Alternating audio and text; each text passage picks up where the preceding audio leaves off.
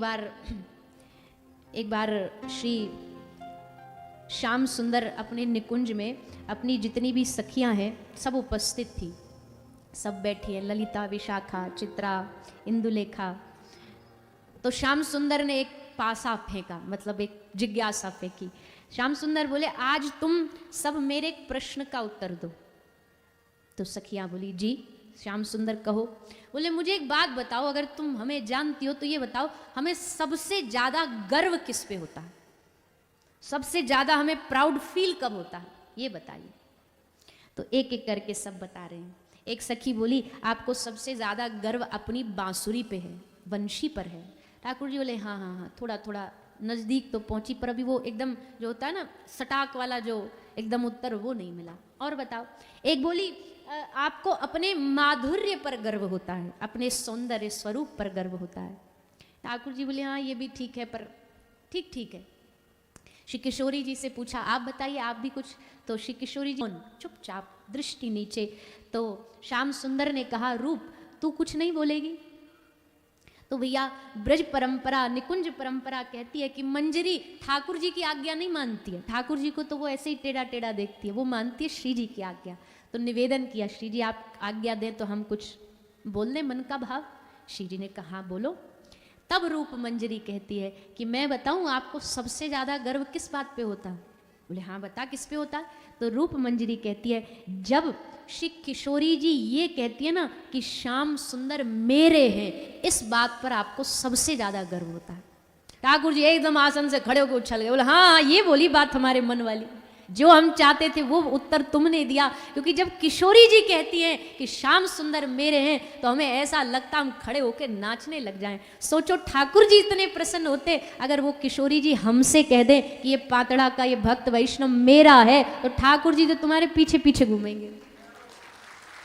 किशोरी जी इतना भर कह बस दे कि ये मेरो है, श्याम सुंदर से कह दे मेरा है, इसको कोई किसी चीज का कोई। हमारे संत महापुरुष कहते, भैया राधा बोलते ही पुनरपि जननम पुनरपि मरणम का ये जो चक्कर है ना, जननी जठरे शयनम जो घूम रहा है इंसान, ये पूरा की पूरा रजिस्टर ठाकुर जी फाड़ देते, उसका लेखा जोखा ही हटा देते। क्यों?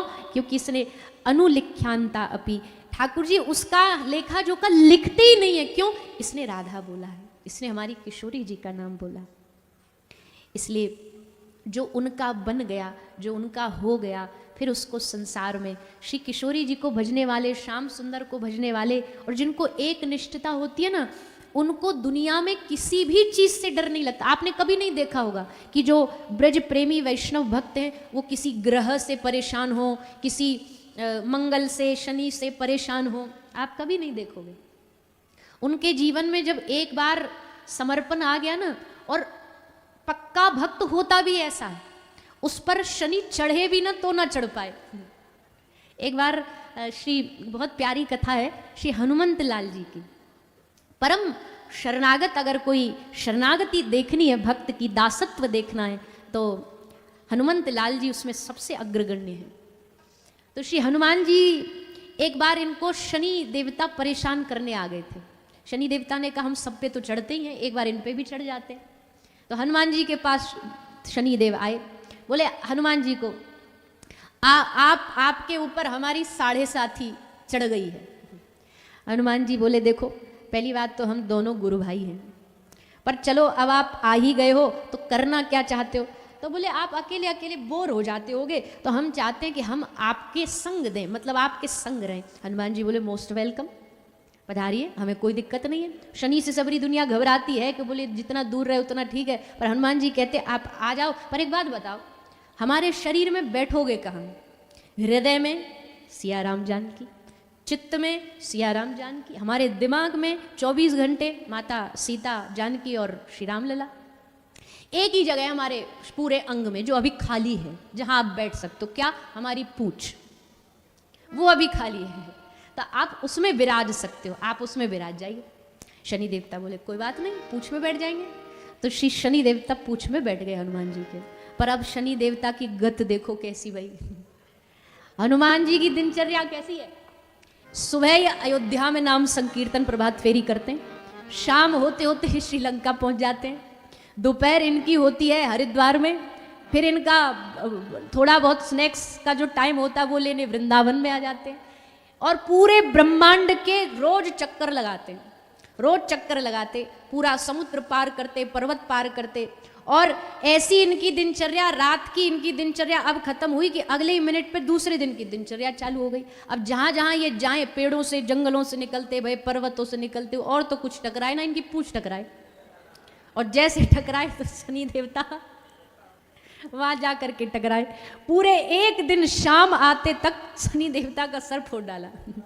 शनि देवता आए और आकर के बोले, महाराज आप अकेले ही रहो तो बढ़िया है, भगवान के भक्त से हमारा पाला पड़ने वाला नहीं है। भगवान के भक्त प्रेमी जन तो इनकी दुनिया, इनकी दिनचर्या सब अलग है, इसलिए आप अपने घर, हम अपने घर, तो ही ठीक है। हम ऐसा नहीं कह रहे, शनि देवता भी भगवान के परम वैष्णव। हमारे ब्रज में देखो, कोकिलावन गए हो कभी? कोकिलावन बड़ा प्रसिद्ध मंदिर है, वहाँ शनि देवता विराजमान है, ठाकुर जी के दर्शन के लिए नित्य वहीं विराजे रहते। तो ऐसा नहीं है, पर शनि के दो रूप हैं। एक रूप वो है जो अभक्तों के लिए, जिनमें जीवन में कोई भक्ति नहीं है, उनके लिए शनि टेढ़े हो सकते हैं, पर जो भगवान के परम वैष्णव हैं उनके लिए तो शनि बड़े सरल हैं, बड़े सहज हैं, शांत हैं। तो ना तो किसी ग्रह से डरता भगवान का, अकुतो भया कुतो भी भया नास्ति, क्या डरने की आवश्यकता। भैया तुम्हारे पास पुलिस की आईडी कार्ड हो तो आधे काम तो वैसे ही दिखा करके बना लेते हो। ये देखो हमारे पास ये है, हमारे संग वाले हैं ना, जो अब ज़्यादा पोल तो नहीं खोलनी चाहिए पर चलो खोल देते हैं, आप भी अपने ही हो, उनके हाथ में वो रहता काला काला वॉकी टॉकी, तो आधी जगह पर तो उसी डरा डरा के उससे काम निकलवा लेते हैं, उसको दिखा हटो हटो हटो हटो हटो। सामने वाले अच्छे पुलिस वाले भी देख, अच्छा भैया कोई बड़ा ही होगा, कोई ले करके चल रहा है। तो छोटी सी परिचय से भी आदमी इतने काम निकाल लेता है कि उसको किसी से, वैसे ये माथे का आपका जो तिलक है ना, ये आपका आईडी कार्ड है, ये आपकी गले की तुलसी की माला, ये आपका आईडी कार्ड है। कहीं भी जाओगे ठाकुर जी के सामने तो परिचय इसी से दिया जाएगा, तुम कौन हो। आप तो चलो खैर अब हमें परिचय हो गया, पर हम जहाँ कथा करने जाते बहुत सारे लोग मिलते, ये तिलक देखते ही हम समझ जाते, हम पहले ही बोल लेते राधा वल्लभ श्री हरिमन, देख करके वो हमें देखेगा तो हरि बोल, निताई गौर हरि बोल, हरे कृष्णा, ये पहचान है भक्तों की। और कोई इसमें भेद ना करो भैया, देखो ये भेद दृष्टि हटानी पड़ेगी। ये जब तक भेद दृष्टि रखोगे ना संप्रदायों की, गुरुओं की, धर्मों की, तब तक समझ नहीं पाओगे रस तत्व को। इसको हटा दीजिए। सभी धरती गोपाल की, सब सृष्टि उनकी है, हम सब उनके आश्रित थे। सबका पिता का रूप अलग है, सबके पिता का स्वरूप अलग है, पर सब है तो एक ही, जाना तो सबको एक ही जगह है, मंजिल तो सबकी एक ही है। तो ये होगा ना, माथे पर गले में होगा, हाथ में नाम जाप होगी, माला होगी, तो फिर किसी से डरने की आवश्यकता नहीं। कोई अघटित घटना भी आपको डरा नहीं सकती। डरते कौन है? अब जिसके जीवन में खुद ही कमाई 5,000 रुपया हो तो वो क्या 20,000 का खर्चा करेगा, उनको डर लगेगा। जिसकी कमाई नहीं है जीवन में, वो डरते फिरते हैं चीज़ों से, परिस्थितियों से।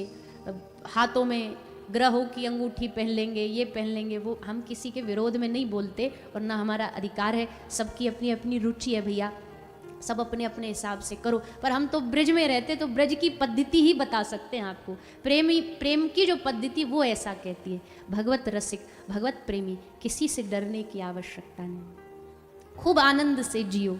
कोई दिन खराब होंगे भी ना, दिन आड़े टेढ़े होंगे भी, तो भी उससे कोई फर्क नहीं पड़ता, तो भी उससे खुशी है, तो भी उससे आनंद है। जैसे रुचि है सो करिए, जो तुम्हारी रुचि है वैसा करो। हम तो आपके आश्रित हैं, हम तो आपके शरणागत हैं।